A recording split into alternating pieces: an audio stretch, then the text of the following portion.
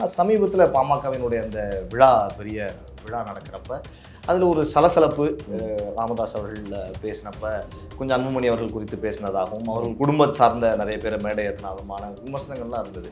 யாருமே தன் கண்ணுக்கு முன்னாடி குடும்பமோ கட்சியோ உருவாக்குனது அழியிறத விரும்ப மாட்டாங்க. அதுக்காக தான் அவர் இன்னொரு வார்த்தையை பதிவு பண்ணுறாரு. இப்போ கூட என் கையை பிடிச்சி பாரு எனக்கு வயசாகிடுச்சான்னு கேட்குறாரு. இது திமுக அதிமுக எந்த அளவுக்கு ப்ரெஷரோ அதை விட 10 மடங்கு ப்ரெஷர் திருமாவுக்கு. எந்த பக்கம் போறாருன்னு வச்சுதான் இவர் முடிவு. நீ வாட்டுக்கு உள்ள வந்து என்ன வேலை அனுப்பிச்சு விட்டுல போறியா அப்படின்ற மாதிரியும். ஒருத்தனை ஏமாற்றணும் ஒருத்தனை வீழ்த்தணும்னா ஆசையை தூண்டணுன்றது தான் பேஸ். அது பொது நடைமுறையான பொது வாழ்க்கையிலும் சரி அரசியல் வாழ்க்கையிலும் சரி அதை அன்புமணியை நோக்கி சரியா செஞ்சிருக்காங்க, மிகச்சரியாக செஞ்சிருக்கிறாங்க. ஆனால் ராமதாஸ் அவர்களுடைய கட்டுப்பாட்டில் பாமக இருக்கிறதாங்கிற ஒரு சந்தேகம். பாமக எடுத்து வந்த இந்த கூட்டம் வந்து முழுக்க அரசியல் கூட்டம் கிடையாது, சாதிய கூட்டம். அன்னைக்கு நீங்கள் ஏற்படுத்துனது அதுதான். பாமக திமுகவை நெருங்குகிறது, திமுக கூட போகணும்னு ராமதாஸ் வந்து விரும்புகிறார் அப்படிங்கிற மாதிரியான கருத்துக்கள்லாம் முன்வைக்கிறாங்க. டிஎம்கே ஆர் டிவிகே இது ரெண்டுத்தையும் எடுக்கிறதுக்கான வாய்ப்பு இருக்கு. பாமக டிவிக்கே வரும்னு சொல்லி விஜய் அவர்களை ஆமாம் கடுமையாக விமர்சிச்சிருக்காங்களே. ஸ்டாலின்லாம் ஒரு ஆளே கிடையாது எனக்கு சொன்னது வைக்கோ. அவர் இன்டலெக்சுவலே கிடையாது அப்படின்னு சொல்லிட்டு இன்றைக்கி கனிமொழி வாழ்க்கை வரைக்கும் சொல்லிட்டு உட்காந்துருக்காரு. அரசியலில் வந்து இது உங்களுக்கு கூட்டணின்னு வரும்பொழுது எலெக்ஷன் வரும்போது இந்த கணக்குகள்லாம் பெருசாக எடுபடாது. இக்கட்டான ஒரு சூழல் வரும்போது இல்லைங்க, கரெக்டாக எலெக்ஷன் டயத்துக்கு ஒரு 2 மாதத்துக்கு முன்னாடி அந்த நேரத்தில் திடீர்னு பிஜேபி வேணாண்டு வெளியே வந்துட்டார்னா அது வரைக்கும் நீ என்னை மிரட்டி அதுக்கு முன்னாடி இருந்தால் தான் நீ காலி பண்ணுவேன். அது வரைக்கும் அப்படியே போயிட்டு வேணாம் அப்புறம் வெளியே விட்டு விஜய் கூட சென்றார்னா அதுக்கும் வாய்ப்பு இருக்குது. எடப்பாடி செம்மையாக கிரவுண்டை சுத்தமாக மாறிடும். இன்றைக்கும் பல பேர் சொல்கிறாங்க எடப்பாடி மாதிரி ஒரு அரசியல்வாதியை பார்க்கலன்னு பேசுறது.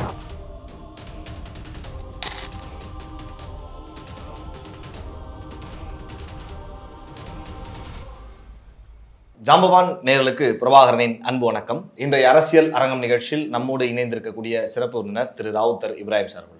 வணக்கம். வணக்கம் பிரபாகரன். பல விஷயங்கள் தமிழக அரசியலில் பல கட்சிகள் இருக்கு. 50 ஆண்டுகள் கட்சி, 100 ஆண்டுகள் கட்சின்னு சொல்லிக்கிட்டே போறாங்க. பலாப்பழ கட்சி, பலாப்பழ கட்சி, லெட்டர் பேடு கட்சின்னு. ஆனால் தமிழகத்தில் பாமக அப்படிங்கிற ஒரு கட்சி இன்றைக்கும் பலம் வாய்ந்த கட்சி அப்படின்னு தான் சொல்லப்படுகிறது. ஒவ்வொரு தேர்தலையும் பாமக யாருடன் கூட்டணி சேரப்போகிறது அப்படிங்கிறதான் ஒரு மெயின் எதிர்பார்ப்பாக இருக்கும். அதுதான் மேஜர் வாக்கு வங்கியாக இருக்கக்கூடிய கட்சியாக இருக்கிறது. ஆனால் சமீபத்தில் பாமகவினுடைய அந்த பெரிய விழா நடக்கிறப்ப அதில் ஒரு சலசலப்பு ராமதாஸ் அவர்கள் பேசினப்ப கொஞ்சம் அன்புமணி அவர்கள் குறித்து பேசினதாகவும் அவர்கள் குடும்பம் சார்ந்த நிறைய பேரை மேடை ஏற்றினதுமான விமர்சனங்கள்லாம் இருந்தது. பாமக கொஞ்சம் தன்னுடைய நிலைப்பாட்டிலிருந்து தவறி இருக்கிறதோ, அந்த வாக்கு வங்கி சதவீதத்தை கொஞ்சம் கம்மியாக இருக்கும் அப்படிங்கிற ஒரு சந்தேகம் ஏற்படுகிறது மக்கள் மத்தியில். உண்மையா? Ramadoss is back. பேக்குன்றீங்களா நீங்கள்? ஆமாம், செட் பேக்குன்னு நினைச்சேன். நீங்க பேக்குன்றீங்க. செட் பேக்கே கிடையாது, ராமதாஸ் இஸ் பேக். ஏன்னாக்கா அவர் இது வரைக்கும் கூட்டணி கணக்குகளை முடிவு செய்த பொழுது அவருக்கு கிடைத்த சீட் நம்பர்ஸ் வந்து ஹியூஜ். ஓகே, அதை தாண்டி பேமெண்ட்ன்றது அவங்களுக்குள்ளே பேசிக்கிற விஷயம் உங்களுக்கு தெரியும். அதுவும் ஹியூஜாக தான் வாங்குவார்ன்றது அஃபிஷியலாக இல்லாட்டி இன்அஃபிஷியலாக நமக்கு தெரியும். அது ஒன்று. ரெண்டாவது, நாம் சார்ந்து இருக்கக்கூடிய சமுதாய மக்களுக்கான இடஒதுக்கீடை பெற்றுத்தரதில் ரொம்ப முனைப்பாக இருக்கணும் அப்படின்றதுல அவர் இன்னமும் ரொம்ப தீர்க்கமாக இருக்கிறார். அந்த இடம் எங்கே மிஸ் ஆச்சுனாக்கா, ராமதாஸ் கையில் இல்லாமல் அன்புமணி கையில் போகும்பொழுதும் அன்புமணி ஒரு மனக்கணக்கை போட்டு அவர் இப்படிலாம் நம்ம ஜெயிச்சு இப்படிலாம் வந்துடுவோன்னு சொல்லி அவரை நம்ப வைத்த ஒரு கணக்கு இருக்குல்ல. நீங்கள் வாங்க வந்தவுடனே வந்து உங்களுக்கு அவருடைய மனைவியார் இப்போ எம்பிக்கு நிற்க வச்சுருந்தப்பெல்லாம் சௌமியாவை நிற்க வச்சுருந்தப்பெல்லாம் அவங்க சொன்ன விஷயம், ஸ்டேட்டாக ராஜ்யசபா கொடுத்துருவோம், நம்ம அப்படி ஆயிடுவோம் இப்படி ஆயிடுவோம்னு சொல்லி அண்ணாமலையோட சேர்ந்து ஒரு கணக்கு போட்டாங்க இல்லையா. அண்ணாமலை ஜெயிக்கலையே. ஓகே, ஸோ நீங்கள் அண்ணாமலை ஜெயிக்காட்டி நாங்கள் ஜெயிச்சு காட்டுறோம், நீங்கள் ஒரு பக்கம் இறங்குனீங்களா, நீங்களும் ஜெயிக்கலையே. ஏன்னாக்கா தவறான கால்குலேஷன். எப்பயுமே பார்த்தீங்கன்னாக்கா எந்த நேரத்தில் எந்த இடத்தில் இருப்பதை பொறுத்து தான் நம்மளுடைய மதிப்பு அங்கீகாரமும் கூடும் என்பதை ரொம்ப சரியாக வந்து ராமதாஸ் கணிப்பார். ஓகே, அன்புமணி அவர்களுக்கு அதை கணிக்க தவறிருக்கார். ஏன்னா ஒருத்தனை ஏமாற்றணும் ஒருத்தனை வீழ்த்தணும்னா ஆசையை தூண்டணுன்றது தான் பேஸ். அது பொது நடைமுறையான பொது வாழ்க்கையிலும் சரி அரசியல் வாழ்க்கையிலும் சரி அதை அன்புமணியை நோக்கி சரியாக செஞ்சுருக்காங்க, மிகச்சரியாக செஞ்சுருக்கிறாங்க. ஓகே, அதை வந்து மிகச்சரியாக செஞ்சு அண்ணாமலை அவர்கள் தன் பெரிய பிம்பமாக தன்னை கட்டமைத்து கொண்டார்ல. எந்த பக்கம் வாடுறோமோ நீங்கள் எதெல்லாம் வச்சு வேலை செஞ்சாலும் கட்டமைத்தாலும் 2 முறை தோல்வியை தழுவினார் இல்லையா. அது அவருக்கே வந்து பெரிய மன உளைச்சல் ஏற்படுத்தி நம்ம எவ்வளவோ செஞ்சு நம்ம ஜெயிக்க முடியலை. அப்போது என்னதான் இருந்தாலும் அரசியலில் நீங்கள் சின்ன பையன்ற தெரிஞ்சிருச்சா. ஓகே, அனுபவம்ன்றது வேறு. அரசியல் களத்தில் அனுபவம்ன்றது வேறு. நீங்கள் அந்த வந்து தவிர அன்புமணி செஞ்சுட்டாரு, அதுதானே பார்க்க வேண்டியது. ஆமாம், அன்புமணி செய்த தவறே அதுதானே. நீங்கள் வந்து மிக நேர்த்தியான சில கேல்குலேஷனை மூவ் பண்ணி போயிருந்தீங்கனாக்கா, அன்றைக்கி நீங்கள் வந்து திமுக அலையன்ஸ்குள்ளே நீங்கள் போயிருந்தீங்கனாக்கா உங்களுக்கு வெற்றி கிடச்சிருக்குமா கிடச்சிருக்காதா? ஸோ அந்த தவறை செஞ்சுட்டாங்க. அப்போது இன்றைக்கு இவர் என்ன செய்கிறாருனாக்கா, நம்ம அந்த பொறுப்பை நம்ம கையில் எடுக்கணும். ஏன்னா நம்ம கண்ணுக்கு முன்னாடி தம்பி யாருமே தன் கண்ணுக்கு முன்னாடி குடும்பமோ கட்சியோ உருவாக்குனது அழியிறத விரும்ப மாட்டாங்க. ஓகே, அதுக்காக தான் அவர் இன்னொரு வார்த்தையை பதிவு பண்ணுறாரு. இப்போ கூட என் கையை பிடிச்சி பாரு, எனக்கு வயசாயிருச்சான்னு கேட்குறாரு. ஓகே, அந்த வார்த்தையை சொன்னதுக்கான அர்த்தம் என்னன்னா, பிரச்சனை உச்சத்தில் இருக்கு. ஓகே, வயசாயிட்டா நாங்கள்லாம் ஒதுக்கப்பட வேண்டிய கேஸ் கிடையாதா, என் அனுபவம் என்ன என்பதை நீ தெரிந்து கொள்ளுன்றாரு. ஏன்னா இதை வந்து கலைஞரும் செஞ்சிருக்கிறாரு. வயசாச்சுன்னு ஸ்டாலின் தூக்கி உட்கார வச்சாரா? அவருக்கு தெரியும் ஸ்டாலினை உட்கார வச்சா என்ன ஆகும்ட்டு, அதனால உட்கார வைக்கல. இவர் தெரியாமல் உட்கார வச்சிட்டாரு, இப்போ தெரிஞ்சு போச்சு, அதனால வந்து அங்கேருந்து எடுத்துட்டார். ஸோ மருத்துவரை பொறுத்த வரைக்கும், ராமதாஸ் அவர்களை பொறுத்த வரைக்கும் மிக நேர்த்தியான சில கால்குலேஷனை மூவ் பண்ணி கொண்டு போகிறதுல கைதேர்ந்த நபர். இன்னும் சொல்லப்போனால் அந்த ஒரு கட்சி மட்டும்தான் கடைசி ஒரு வாரம் வரைக்கும் கூட்டணி யாருன்னே தெரியாது. ஆமா, கடைசி நொடி வரைக்கும் அந்த ஒரு கட்சி தான் பயங்கர டிமாண்டை கிரியேட் பண்ணி, அதிமுகன்னுவாங்க, இந்த பக்கம் திமுகன்னுவாங்க, ஜெயலலிதா ஒரு பக்கம், கலைஞர் ஒரு பக்கம், ரெண்டு பக்கமும். இது திமுக அதிமுக எந்த அளவுக்கு ப்ரெஷரோ அதை விட 10 மடங்கு ப்ரெஷர் திருமாவுக்கு. எந்த பக்கம் போறாருன்னு வச்சுதான் இவர் முடிவு நீ வாடகை உள்ள வந்து என்ன வேலை அனுப்பிச்சு விட்டுற போறியா அப்படின்ற மாதிரியும். இப்போ நீங்க அங்க பேசின விதமே பாருங்களேன். நீங்க என்ன முழு நிலவு மாநாடுன்னு சொல்றீங்க, சித்திரை முழு நிலவு மாநாடுனா நீங்க அதை பத்தி பேசணும். அங்க நீங்க சொல்வது என்ன, அடங்க மறுன்னு சொல்கிறானே, அடங்கியே கிடக்கிறவன் தான் அடங்க மறுப்பான், நம்மையே அடங்கி கிடக்கிறோமா, நம்மலாம் வேற ஆளுக்கள் அப்படின்னு பேசின விஷயம் தப்பு, முதல் விஷயம். ரெண்டாவது, இந்த சாதியை குறித்து ஆண்ட பரம்பரை, இந்த அக்னி சட்டின்றது மாதிரியான பேசினது வந்து அங்கேயும் முதிர்ச்சி இல்லாமல் பேசினது யாருனாக்கா அன்புமணி அவர். நெருப்புல இருந்து தான் பிறந்தவங்க, அக்னியிலேருந்து நெருப்புலேருந்து பிறந்தவங்க. இது எங்கே வருது, எங்கே பிரச்சனை, உளவியல் பிரச்சனை உங்களுக்கு புரியுதுங்களா? இது எப்படி ஆகும்னாக்கா, தமிழ்நாட்டை பொறுத்த வரைக்கும் சரிப்பா, இஸ்லாமியர்கள் இல்லை கிறிஸ்தவர்கள் இல்லைன்னு வச்சுங்க, மொத்தமாக நாடு கடத்திட்டீங்கன்னு வச்சுங்களேன், இருக்கக்கூடிய ஹிந்துக்கள்னு சொல்லுவான்னு நினைக்கிறீங்களா நீங்கள்? அப்போ தான் பிரிப்பான். நீ வன்னியர், நீ செட்டியார், நீ கோனார், நீ பல்லர், நீ பறையர், நான் தான் வசந்த ஜாதின்னு ஒருத்தர் வந்து நிற்பான். யாருன்னு உங்களுக்கு தெரியும். அப்போ இவர்கள்லாம் அங்கே பிளவாடக்கூடிய சூழ்ச்சியை செய்கிறாங்கன்னா, அதை முறியடிக்கிறது தானே இத்தனை ஆண்டு காலமாக பெரியாரை உள்வாங்கணும், அம்பேத்கரை உள்வாங்கி நம்ம இவ்வளோ பெருசாக வந்து இவ்வளோ பெரிய மக்களை நம்பி கூப்பிட்டு வச்சு அந்த இடத்துல நான் அக்னியில் பிறந்தவன் அப்படின்னு சொல்லி பேசுறது இருக்குல்ல, அது முதிர்ச்சியின்மை. அதைத்தான் அன்றைக்கி ஐயா அவர் பேசும்போது மருத்துவர் சொல்கிறாரு, நீ எம்எல்ஏ வந்தாலும் யாராக இருந்தாலும் தூக்கி கடலில் போட்டுருவேன், கட்டுமரமும் மேந்துகிட்டே கடை அப்படின்னு சொல்கிறதுக்கான காரணம் அதுதான். அப்போது ராமதாஸ் எடுத்த இந்த ஒரு அழகான நேர்த்தியான ஒரு மூன்றது நிச்சயமாக வந்து அவர் கட்சியை வந்து பலப்படுத்தும். நாளைக்கு ஒரு தொங்கு சட்டமன்றம் மாதிரி வந்து ஒரு மெஜாரிட்டி கிடைக்காம ஒரு சூழல் ஏற்படுதுன்னு வச்சுக்கோங்க அரசியலில். அதிமுகவோ அல்லது விஜய் அவர்களோ அந்த மாதிரி வராருக்கும் பொழுது அந்த இடத்துல ஆட்சி அமைப்பதற்கு ராமதாஸ் ஐயா அவருடைய கட்சி மிக முக்கியமான பங்களிப்பை கொடுக்கும்ன்ற ஒரு சீட் நம்பர்ஸ் ஜெயிச்சிருந்தாங்கன்னா, அப்போ மெயின் டிமாண்ட் என்ன வைப்பாங்க, 10.8 யார் கொடுக்குறியோ வரேன், ஓகே எங்களுக்கான இந்த இதெல்லாம் செஞ்சு கொடுத்தா நான் வரேன்னு பொழுது அப்போ அழகாக அதுக்கான விஷயம் கிடைச்சிரும். அப்போது அந்த மூவ் பண்ணி நம்ம வந்து ஒரு காலகட்டத்தில் அப்படி தானே இருந்தாங்க. அந்த கிங் மேக்கராக நம்ம இருக்கணுன்ற மாதிரியானதை நகர்வு தான் அவர் நகர்த்துறாரு. இப்போ விஜய் எப்படி நம்ம தான் கிங் மேக்கராக உருவாக போகிறோன்ற தெரிஞ்ச ஒரு ஸ்ட்ராட்டஜி மூவ் பண்ணுறாரோ, அதை இந்த அனுபவம் வாய்ந்த நபர் வந்து நீங்கள் செய்யும் பொழுது அரசியல் காலத்துக்குள்ளே இது வந்து ஒரு கரெக்டான ஒரு வடிவம் வருது. நீங்கள் அன்புமணி வந்து தன்னை வந்து பிரம்மாண்டமாக நினச்சிக்கிட்டு, தன்னை வந்து வேற ஒரு பிம்பமாக நினச்சிக்கிட்டு நீங்கள் செய்யக்கூடிய இந்த வேலை, நீங்கள் அவருடைய சொந்த தகப்பனாக இருக்கலாம், அதை நீங்கள் வீட்டுக்குள்ளே எடுத்து பேசிக்கலாம். ஓகே மோனி, அது ஓம் பிரச்சனை.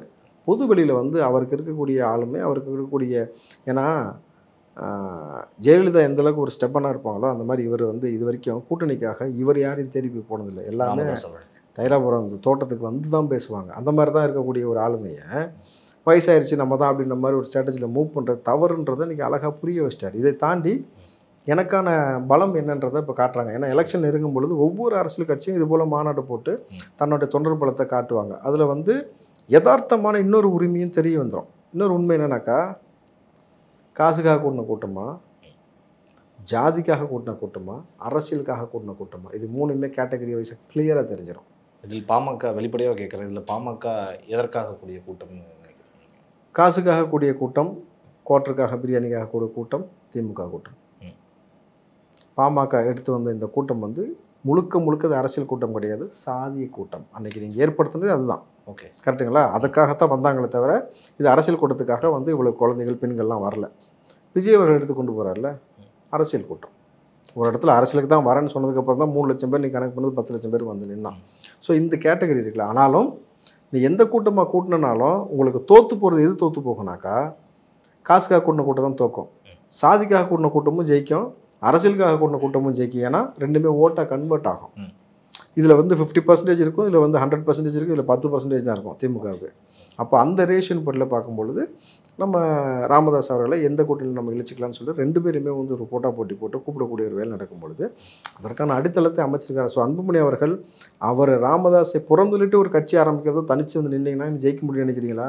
வாய்ப்பு கிடையாது. இவ்வளோ பெரிய கட்சியை கூட வச்சுக்கிட்டு நீங்கள் பிஜேபியோட போய் தோத்துட்டீங்கல்ல, அந்த ரியாலிட்டியை நீங்கள் புரிஞ்சுக்கணும். அப்போ வந்து இவர் ராமதாஸ் அவர்கள் ரொம்ப கிளியர் கட்டாக அந்த முதிர்ச்சியை வந்து கரெக்டாக பயன்படுத்தி அடுத்த கட்டத்துக்கு நகர்த்தி கொண்டு போகிறார். ஆனால் ராமதாஸ் அவர்களுடைய கட்டுப்பாட்டில் பாமக இருக்கிறதாங்கிற ஒரு சந்தேகம். ஏன்னா மேடைகளில் அங்கே நடந்த இந்த நிகழ்ச்சி ஒருங்கிணைப்பில் அன்புமணி அவர்கள் சார்ந்த ஒட்டுமொத்த குடும்ப உறுப்பினர்களும் அங்கே இருந்து மேடைகளில் நடந்துகிட்ட விதம் அதெல்லாம் பார்க்குறப்ப ராமதாஸ் அவர்கள் கட்டுப்பாட்டில் இருக்கா? ஒருவேளை அவர் கை மீறி கட்சி அன்புமணிக்கு போகக்கூடிய வாய்ப்பு இருக்காது காலத்தில்? அதுக்கான வாய்ப்பெல்லாம் கிடையாதுங்க.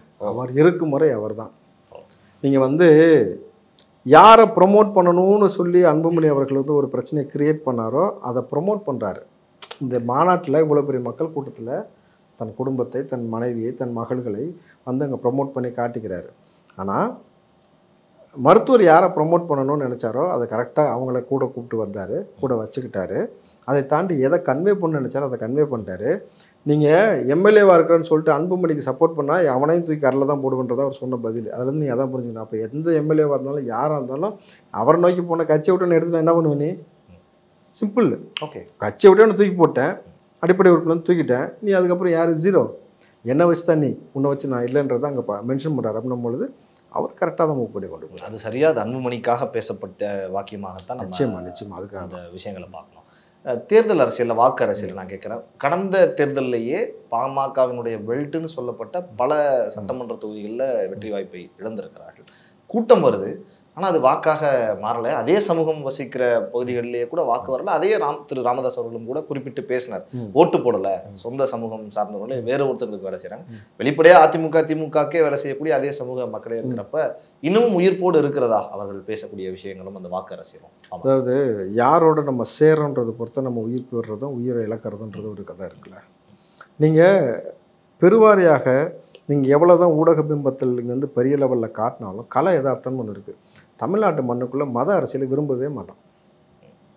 நீங்கள் மத அரசியல் செய்யக்கூடிய நபர்களையும் விரும்ப மாட்டோம். இன்றைக்கி நயனா நாகேந்திரன் தலைவராக போட்டிருக்கீங்கல்ல, என்ன சொல்கிறாங்க அவரை பற்றி? ரொம்ப சாஃப்டான ஆள், அது இருந்து பேச மாட்டார் அப்படின்னு சொல்கிறீங்க. ஆனால் நல்லா புரிஞ்சுக்கோங்க, பொது வெளியில் பொது மேடைகளில் ஆண்டாளை குறித்து பேசியதற்காக வைரமுத்தின் தலைவை வெட்டி எடுக்கணும் அப்படின்னு சொல்லி பேசினவர் தான் அவர். ஓகே, அப்போது ஒரு மதவாதத்தை வைத்து நீங்கள் வைரமுத்து பேசியதற்காக நான் வழக்கு போட்டு உள்ள தள்ளுவேன்னு ஒரு தலைவனாக இருக்கவே பேசியிருக்கணும், தலையை வெட்டுவேன்னு பேசக்கூடாது. அப்போ ஒரு மத பிரச்சனையை கொலை பிரச்சனை வரைக்கும் கொண்டு போகிற அளவுக்கு நீங்கள் மாற்றக்கூடிய நபரை விரும்புவார்களான்னு ஒன்று இருக்குது. திமுக எடுத்துக்கோங்க, ஆபாசமாக பேசினா அமைச்சராகிடலாம், ஆபாசமாக பேசினா அமைச்சராகிடலாம், ரொம்ப ஆபாசமாக பேசினா நீ வந்து பேச்சாளராகிடலாம், கொள்கை பொறுப்பு செயலாளர்லாம், அந்த மாதிரி பல கேட்டகரியில் பிரித்து வச்சுருக்காங்கன்னும் போது அப்போ இது ரெண்டையுமே மக்கள் விரும்ப மாட்டான்ல. யதார்த்தமான காமன் பீப்புள்ஸ் விரும்புவது இது கிடையாது. நீங்கள் மதத்தை வச்சு பயங்கரமாக அவங்கள டெம்ப்ட் பண்ணி ஐயோ நம்ம கோயில் அடிச்சிருவாங்க, ஐயோ நம்ம இது பறி போயிடும், ஐயோ நம்ம அது பறி போயிடும், அது கிடையாது. யதார்த்தம் என்னன்னாக்கா, மதுரையில் அழகர் ஆற்றுல இறங்கும்போது இஸ்லாமிய சகோதரர்கள் அவ்வளோ பேருக்கும் நீர்மோர் கொடுத்து பந்த சாப்பாடு கொடுத்து எல்லாத்தையும் கட்டி பிடிச்சி கூட்டு போனதாக இருக்கட்டும். ஒரு கோயிலில் வந்து ஏதோ கும்பாபிஷேகம் ஏதோ விசேஷம் நடக்கும் பொழுது இஸ்லாமிய சகோதரர்களை கூப்பிட்டு அவங்களுக்கு பரிவட்டம் கட்டுற மாதிரி இவங்களுக்கு கட்டுறதும், இவங்க வந்து தாம்பூலத்தில் சீர் கொண்டு போய் கொடுத்து நகை கொடுக்குறதும் இது இன்றைக்கி நடக்குது. ரொம்ப நாள் இல்லை, போன வாரம் நடந்த மேட்டர் தான். எல்லாமே ஒரு சமயத்திலேயே பிரபலமாக இந்த புகைப்படங்கள்லாம் பார்த்துக்க முடிஞ்சு. அப்போ இதுதான் கிரவுண்ட் ரியாலிட்டி நம்ம மண்ணை பொறுத்த வரைக்கும். ஏன்னா ஒன்றாவே இருந்து ஒரே மக்களாக இருந்தவன் தான் இன்றைக்கி ஹிந்துவாவோ கிறிஸ்டினாவோ இஸ்லாமியராவோ மாறி இருக்கிறான். அவன் ஏற்றுக்கொண்ட மதம் தான் வேறே தவிர அவன் மனசு எல்லாமே இங்கே நம்மளோட ஒன்றா தான் இருக்கணும் பொழுது இதைத்தான் வச்சு அரசியல் பண்ண ஒருத்தன் பிரிக்கிற வேலையை பார்க்குறான்ல, இவனை எப்படி ஏற்றுப்பாங்கன்றதுல இந்த கிரவுண்ட் ரியாலிட்டி புரிகிறவன் தான் அரசியலை ஜெயிக்க முடியும். இது தெரியாமல் நீங்கள் வந்து வேறு மாதிரி கட்டமைச்சிட்டு நீங்கள் வந்து வேறு கூட்டணிக்குள்ளே போனாக்கா இது எடுபடாது எப்பயுமே. அதான் யதார்த்தம். ஒரு பக்கம் இன்று அரசியல் சூழல்ல பல தேர்தல் வியூக வகுப்பாளர்கள் அரசியல் விமர்சகர்கள் பேசுறப்ப பாமக திமுகவை நெருங்குகிறது, திமுக கூட போகணும்னு ராமதாஸ் விரும்புறாரு அப்படிங்கிற மாதிரியான கருத்துக்கள்லாம் முன்வைக்கிறாங்க. அப்படி இருந்தா விசிக திமுகவில் இருக்கக்கூடிய வாய்ப்பு இல்லை கிடையாது. அந்த சூழல் இருக்கா? பாமக திமுகவை நெருங்குமா? எதிர்பார்க்குறாங்களா அப்படி ஒரு விஷயம்? ரொம்ப கிளியராக அதில் நமக்கு புரிகிற விஷயம் என்னன்னாக்கா, அன்புமணி பிஜேபிக்கு போகணுன்னு ஆசைப்படுறான்னு புரியுது. அதை வேணான்ட்டு தானே இவர் தலைவர் பொறுப்பில் எடுக்கிறாரு. அப்போது choice maybe DMK or TVK, இது ரெண்டுத்தையும் எடுக்கிறதுக்கான வாய்ப்பு இருக்குது. பாமக டிவிக்கே வரும்னு சொல்லுங்கள். விஜய் அவர்களை ஆமாம் ஆமாம் கடுமையாக விமர்சிச்சிருக்காங்களே விஜய் அவர்கள் நடிகர்களாக இருந்த பொழுது கூட அவருடைய அந்த திரைப்பட காட்சிகளுக்கெல்லாம் ரொம்ப கடுமையாக விமர்சிச்சிருக்காங்க விஜய் அவர்களை. அதெல்லாம் அரசியல் எடுபடுமா? இல்லை, மது புகைப்பிடித்தல் விஷயங்களில் கூட ராமதாஸ் அவர்கள் கடுமையான விமர்சனங்களை விஜய் மேலே வச்சிருக்காரு. அவர் அதை கடந்து அவர் கட்சியை சார்ந்த அவர் சமூகத்தை சார்ந்த பிள்ளைகள் மது குடிக்கல தம் அடிக்கலன்னு சொல்ல முடியுமா? முடியாது. உங்களால் உத்தரவாதமே கொடுக்க முடியாது. இன்னொரு விஷயம் புரிஞ்சுக்கோங்க, ஸ்டாலின்லாம் ஒரு ஆளே கிடையாது. எனக்கு சொன்னது வைகோ, அவர் இன்டெலெக்சுவலே கிடையாது அப்படின்னு சொல்லிட்டு இன்றைக்கி கனிமொழி வாழ்க்கை வரைக்கும் சொல்லிட்டு உட்காந்துருக்காரு. அரசியலில் இது உங்களுக்கு கூட்டணின்னு வரும்பொழுது, எலெக்ஷன் வரும்போது இந்த கணக்குகள்லாம் பெருசாக எடுபடாது. இப்போ கிரவுண்ட் ரிலேட்டிவ் நீங்கள் பார்த்தீங்கன்னாக்கா இதுதான் உண்மை. நீங்கள் ராமதாஸ் அவர்கள் டிஎம்கே நெருங்குவதற்கான வாய்ப்பு அதிகம் அப்படின்ற சொல்லப்பட்டது கிடையாது. காரணம்னாக்கா அமௌண்ட் அதிகமாக ஷேர் பண்ணுறதுக்கான வாய்ப்பு அங்கே தான் இருக்குது. Amount and seat. ஆமாம், ஆசியாவில் மிகப்பெரிய பணக்கார குடும்பத்தை தாண்டி கட்சியிலையும் பெரிய லெவலில் ஃபண்டு வாங்கி வச்சு பத்தாவதுக்கு நீங்கள் எங்கெங்கெல்லாம் ஃபண்ட் சோர்ஸ் வாங்கியிருக்கீங்கன்னு நமக்கு தெரியும். இதில் எக்ஸ்ட்ரா பாட்டிலுக்கு 10 ரூபா வாங்கின காசுலாம் இருக்குது வேறு. புரியுதுங்களா? அப்படின்னும் பொழுது அவங்க சீட்டு தரதுன்றதை தாண்டி அமௌண்ட் தரதுன்றதுக்கான இருக்கும்போது பல விஷயம் இருக்கும்போது அது நெருங்கி போகும். அதை விடாமல் இறுக்கி கட்டி அந்த கையை பிடிச்சி தொங்குறது யார்? அண்ணன் திருமா. அந்த பக்கம் கூப்பிட்றதப்பா கையை காமிச்சிடாதான் பிடிச்சி தொங்கிக்கிட்டு அவர் பேசிட்டு உட்காந்துருக்காரு. ஏன்னா இவர் உள்ளே வந்தால் 2 கட்சி வெளியில் வரணும். திருமாவும் வேல்முருகனும் வெளியில் வந்தாகணும். ஓகே, பாமக உள்ளே வந்தா ராமதாஸ் சுற்றுவாரா? வேல்முருகன் உள்ளே இருக்கிறதுக்கு இதுக்கு மேலே அங்கேருந்து தனியாக எனக்கு எதிராக தானே ஆரம்பிச்சிருக்க கட்சி நம்மளது அவரு விடுவாரா? இப்போ இந்த கேல்குலேஷன் இது பக்கம் இருக்குது. இதை தாண்டி கிரவுண்ட் ரிலேட்டில் விஜய்க்கு அவர்களுக்கு பெருவாரியான ஓட் கன்வர்ஷன் இருக்குன்ற ரியாலிட்டி தெரிஞ்சுக்கிட்டாக்கா பணம் நமக்கு தேவையில்லை, அதிகாரம் தான் தேவை. அதிகாரம் தான் உச்சபெற்ற வலிமையானது. அதற்கு பிறகு பணம்லாம் சம்பாரிச்சிக்கலான்னு முடிவு எடுத்தாக்கா விஜயை நோக்கி வருவதற்கான வாய்ப்பு அதிகம் பொழுது இந்த கேல்குலேஷன் இப்படி தான் போகும். டிசம்பர் வரைக்கும் இல்லை, ஐயா என்ன பிப்ரவரி வரைக்கும் இழுத்துட்டு போவார். அதெல்லாம் கடைசி கட்ட வரைக்கும் நீங்கள் சொன்ன மாதிரி. ஆமாம், அவர் கடைசி கட்ட வரைக்கும் கொண்டு போவார். பட் அவரை அந்த குடும்பம் என்ன நிலைமைக்கு கொண்டு போக போகுதுன்றதை ஆண்டவனுக்கு தான் வெளிச்சம். நெருங்க தான் பார்த்துக்க முடியும். இறுதியாக ஒரே கேள்வியோட நிறைவு செய்யலாம் அப்படின்னு நினைக்கிறேன். அதிமுகவினுடைய எடப்பாடி பழனிசாமி அவர்கள் குறித்து இந்த வியூகங்களில் நம்ம எதுவுமே பேச முடியாத ஒரு சூழல் இருக்குது. அவரும் பெருசாக கூட்டணி குறித்தோ இது குறித்து இன்னும் நாட்கள் இருக்குது. இருந்தாலும் ரொம்ப அமைதியாக இருக்கார். அது ஒரு சந்தேகத்தையே ஏற்படுத்துது. என்ன பண்ண போகிறாங்க? இல்லை, எங்கள் கூட்டணியில் பல கட்சி இணையம்னு சொல்லி எடப்பாடி பேசினார். இன்றைக்கி ஓபிஎஸ் என்டிஏ கூட்டணியில் தான் நான் இருக்கேன்னு போய் பேட்டி கொடுத்துருக்கிறாரு. அதுவா பல கட்சி? நல்லா புரிஞ்சுக்கோங்க. இது நாங்கள் இல்லாமல் அதிமுக ஜெயிப்பதற்கு வாய்ப்பு இல்லை. அவர் கட்சியை சார்ந்த ஓபிஎஸ் அணியை சார்ந்த நம்பர் சொல்கிறார். புரியுதுங்களா? இதில் எடப்பாடி வெளியே வந்தாலும் டக்குன்னு என்ன பார்ப்பார்? நீ இன்னுமா போல, உன்னை போக சொல்லி எவ்வளோ நாள் ஆச்சுன்ற மாதிரி தான் அவங்க பார்ப்பாங்க. எடப்பாடி அவர்களை பொறுத்த வரைக்கும் அவரை நம்பி அவருக்கான ஒரு கூட்டணி பலத்தை உருவாக்கக்கூடிய சூழலில் அவர் தலைமை இல்லைன்றத எல்லாத்துக்கும் தெரியுது.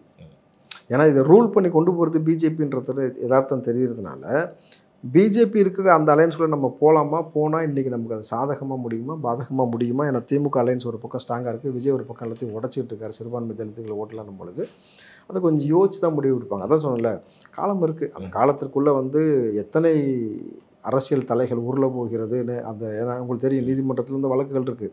அந்த தலைகள் உருண்டு அந்த நீதிமன்றத்துக்குள்ளே போய் எலெக்ஷனில் அன்ஃபிட்னு சொல்லி எவ்வளோ பேர் வருவாங்க. இன்றைக்கி பார்த்தீங்கன்னா பொள்ளாச்சி வழக்குன்றது ஒரு பெரிய செட்பேக் அவங்களுக்கு.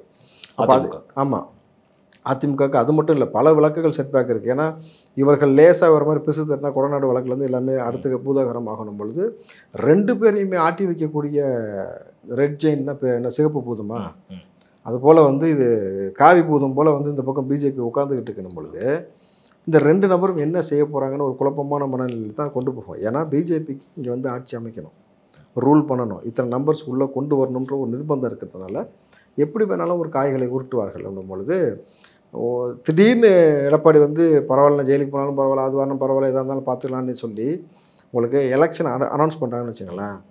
அப்போது சட்ட விதிமுறைகளே மாறிடும். எலெக்ஷன் கண்ட்ரோல் எல்லாமே எலெக்ஷன் கண்ட்ரோலுக்குள்ளே வந்துடும். அப்படின்னும் பொழுது அந்த நேரத்தில் புதுசாக ஒரு வழக்கு போடுறது பண்ண முடியாது. ஓகே, புதுசாக ஒரு இலவச திட்டத்தை அனௌன்ஸ் பண்ண முடியாது. அந்த மாதிரியான இக்கட்டான ஒரு சூழல் வரும்போது கரெக்டாக எலெக்ஷன் டயத்துக்கு ஒரு 2 மாதத்துக்கு முன்னாடி அந்த நேரத்தில் திடீர்னு பிஜேபி வேணாண்டு வெளியே வந்துட்டார்னா ஓகே அது வரைக்கும் நீ என்னை மிரட்டி அதுக்கு முன்னாடி இருந்தால் தான் நீ காலி பண்ணுவேன். அது வரைக்கும் அப்படியே போயிட்டு வேணாம் அப்புறம் வெளியே விட்டு விஜய் கூட சென்றார்னா அதுக்கும் வாய்ப்பு இருக்கு. எடப்பாடி செம்மையா கிரவுண்டை சுத்தமாக மாறிடும். இன்னைக்கும் பல பேர் சொல்றாங்க எடப்பாடி மாதிரி ஒரு அரசியல்வாதியை பார்க்கலன்னு பேசுறது. அவர் இன்டெலெக்சுவல் சில விஷயத்தெல்லாம் அவர் லேஸ்லலாம் இட போட முடியாது. அந்த மாதிரி ஒன்று செஞ்சு அந்த தேர்தல் ஆணைய கட்டுப்பாட்டுக்குள்ளே வரும்பொழுது இந்த முடிவு எடுத்தவர் மாற்றினான்னு வச்சுங்களேன், திமுகவில் பல பேர் தூக்கு மாட்டிப்பான்.